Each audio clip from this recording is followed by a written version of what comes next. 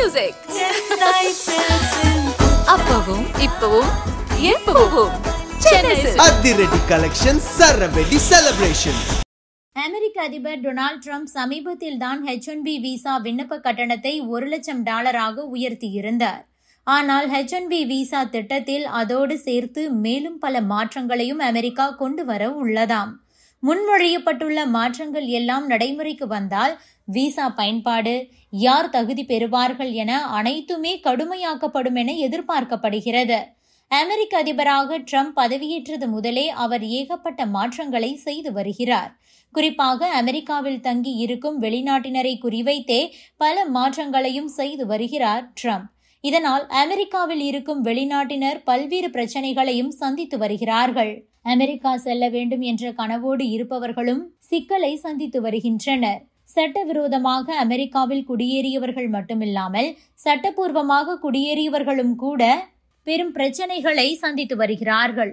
இதற்கிடையே H-1B visa பிரிவை மாற்றுவதற்கான புதிய வழிமுறைகளை அமெரிக்க உள்நாட்டு பாதுகாப்புத்துறை, அதாவது டிபார்ட்மெண்ட் ஆஃப் ஹோம்லேண்ட் செக்யூரிட்டி முன்மொழிந்துள்ளது. H-1B விசா திட்டத்தை சீர்திருத்துதல் என்ற தலைப்பில் இந்த முன்மொழிவு வழங்கப்பட்டுள்ளது. இதில் குறிப்பிட்ட வேலை செய்வோருக்கு விசா வரம்புகளில் விதிவிலக்கு தரப்பட்டுள்ள நிலையில் அதை மறுபரிசீலனை செய்ய திட்டமிட்டுள்ளனர். மேலும் H-1B விசா விதிகளை மீறும் நிறுவனங்களை கண்காணிப்பிற்கு உட்படுத்துவது உள்ளிட்ட முக்கிய மாற்றங்கள் முன்மொழியப்பட்டுள்ளன.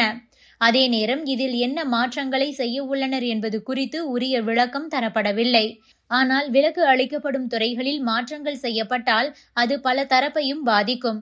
குறிப்பாக இப்போது லாப நோக்கற்ற ஆராய்ச்சி நிறுவனங்கள், பல்கலைக்கழகங்கள் மற்றும் சுகாதார அமைப்புகளுக்கு விலக்கு தரப்பட்டுள்ள நிலையில் அவர்களை இந்த ரூல்ஸ் மாற்றம் கடுமையாக பாதிக்கும் என தெரிகிறது. H-1B விசா திட்டம் நேர்மையாக பயன்படுத்தப்படுவதை உறுதி செய்யவும் அமெரிக்க தொழிலாளர்களின் வேலை வாய்ப்புகளை பாதுகாப்பதுமே இதன் நோக்கம் என்றும் அந்த முன்மொழிவில் கூறப்பட்டுள்ளது.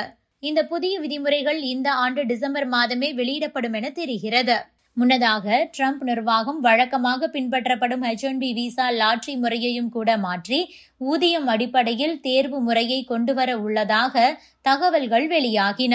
அதாவது ஒவ்வொரு ஆண்டும் குறிப்பிட்ட எண்ணிக்கையில் மட்டும் H-1B விசா வழங்கப்படும்.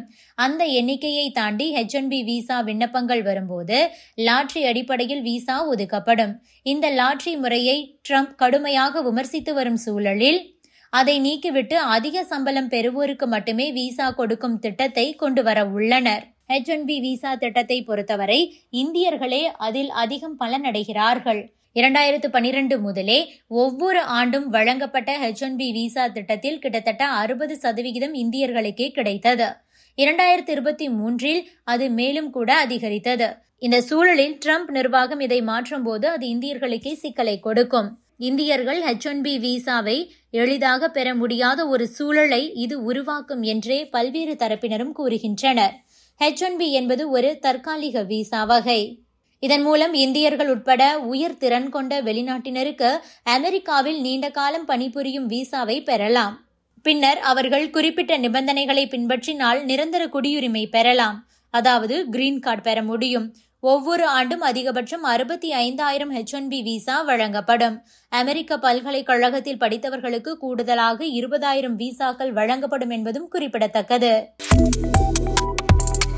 Subscribe to One India and never miss an update.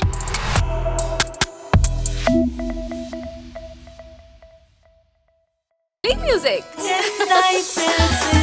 அப்பவும் இப்பவும் எப்பவும் சென்னை அதிரடி கலெக்ஷன் சரவெடி செலிப்ரேஷன்.